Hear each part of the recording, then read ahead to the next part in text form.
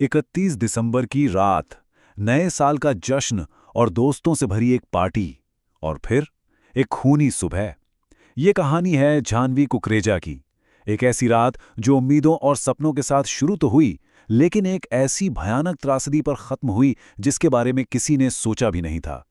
आज हम दोस्ती, धोखे और कत्ल की इसी उलझी हुई गुत्थी की परतें खोलने वाले हैं। तो सवाल यही उठता है ना कि आखिर एक नए साल की पार्टी कत्ल में कैसे बदल गई।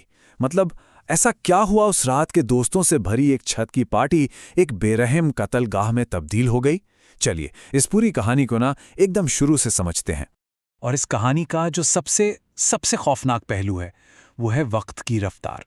जरा सोच कर देखिए, रात के 8 बजे जाह्नवी अपने घर पर अपने पापा का जन्मदिन मना रही है। सब कुछ कितना नॉर्मल है। और सिर्फ 9 घंटे बाद सुबह के 5:15 बजे उसकी लाश एक बिल्डिंग के नीचे मिलती है। मतलब जश्न और मातम के बीच सिर्फ कुछ घंटों का फासला था।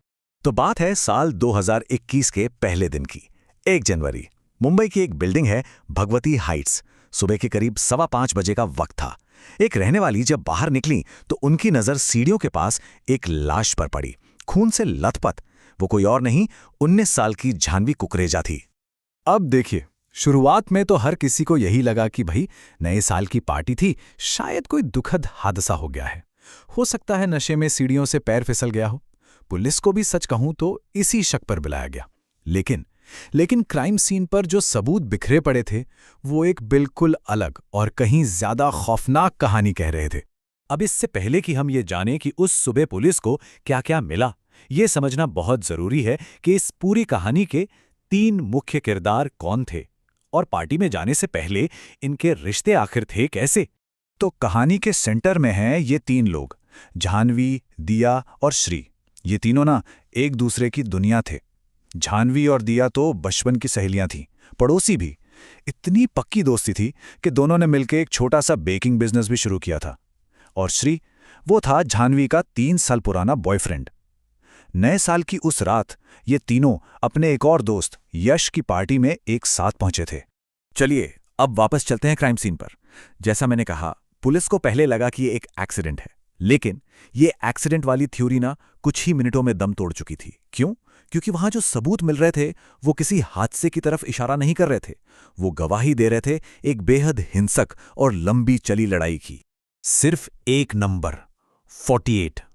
जब ऑटोप्सी रिपोर्ट आई तो इस एक नंबर ने सबको झकझोर कर रख दिया। डॉक्टरों को जाह्नवी के शरीर पर 1, 2 या 10 नहीं, बल्कि पूरे 48 जख्म मिले थे। इनमें से जो सबसे जानलेवा चोट थी वो थी खोपड़ी का फ्रैक्चर, और ये चोट सिर को किसी ठोस चीज से बार बार पटकने की वजह से हुई थी। जब जांचकर्ताओं ने छानबीन शुरू की ना, तो उन्हें जैसे एक खूनी रास्ता मिला। 5वीं मंजिल से लेकर दूसरी मंजिल तक सीढ़ियों पर, रेलिंग पर, हर जगह खून के धब्बे थे। और इसी रास्ते पर बिखरी पड़ी थीं टूटी हुई चूड़ियां, जाह्नवी के सैंडल और सबसे दहला देने वाली चीज, उसके सिर से बेरहमी से नोचे गए बालों के गुच्छे। तो जाहिर है सवाल यही था कि उस रात पार्टी में आखिर ऐसा हुआ क्या था। गवाहों के बयानों और सारे सबूतों को एक साथ जोड़कर पुलिस ने जो टाइमलाइन बनाई ना, वो दिखाती है कि कैसे सिर्फ कुछ मिनटों के धोखे और गुस्से ने दोस्तों को ही कातिल बना दिया। पूरी कहानी का टर्निंग पॉइंट आता है रात के ठीक 1:15 बजे।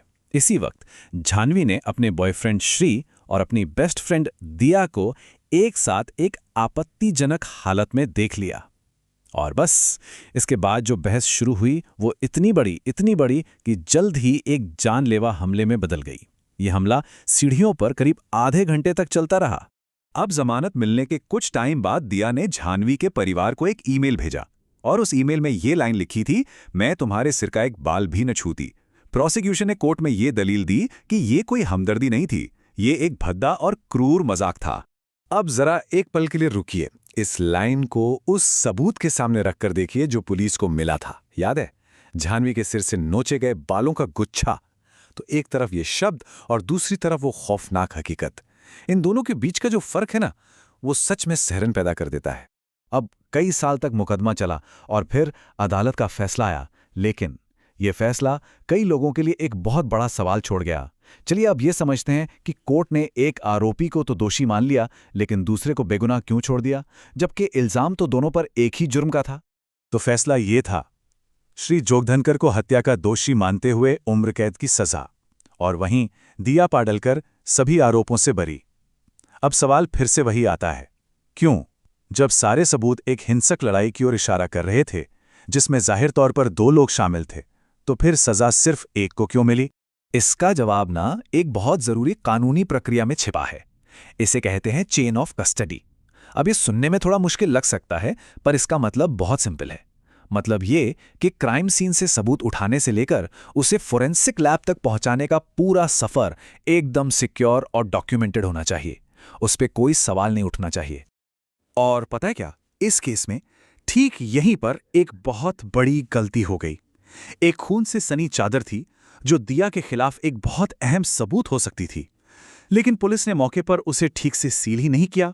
और तो और, एक पुलिस अफसर की जगह एक सिक्योरिटी गार्ड को उस बिना सील वाले सबूत को गाड़ी तक ले जाने के लिए कह दिया गया। बस इसी एक गलती ने वो चेन ऑफ कस्टडी तोड़ दी, और नतीजा, कोर्ट ने उस सबूत को मानने से ही इनकार कर दिया, जिसका सीधा फायदा दिया को मिला। देखिए, ये केस सिर्फ एक क्राइम स्टोरी बनकर नहीं रह जाता। ये अपने पीछे रिश्तों, गुस्से और सबसे जरूरी हमारी अपनी सुरक्षा को लेकर कुछ बहुत ही अहम सबक छोड़ जाता है। क्रिमिनोलॉजी में ना एक शब्द इस्तेमाल होता है, सिचुएशनल वायलेंस। इसका मतलब है ऐसी हिंसा जिसकी कोई पहले से प्लानिंग नहीं होती। ये बस किसी एक खास पल में तेज भावनाओं की वजह से भड़क उठती है, जैसे कि जलन, धोखा या बेइंतहा गुस्सा। और अक्सर इसका अंजाम बहुत भयानक होता है, ठीक वैसा ही जैसा इस केस में हुआ। तो इस पूरी कहानी से ना 3 बातें हैं जो हमेशा याद रखनी चाहिए।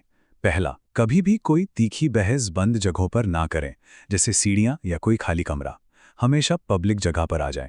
दूसरा, अगर कोई सिचुएशन बिगड़ रही है, एग्रेसिव हो रही है, तो बहस जीतना जरूरी नहीं है, जरूरी है वहां से सुरक्षित निकल जाना। और तीसरा, और ये सबसे जरूरी है, अपनी गट फीलिंग पर, अपनी अंतरात्मा की आवाज पर हमेशा भरोसा करें, भले ही सामने वाला आपका कितना ही करीबी क्यों ना हो। और आखिर में ये कहानी हमें एक बहुत ही बुनियादी सवाल पर लाके छोड़ देती है। क्या चंद लम्हों का गुस्सा, टूटा हुआ भरोसा या जख्मी हुई ईगो किसी की पूरी जिंदगी से ज्यादा कीमती हो सकती है?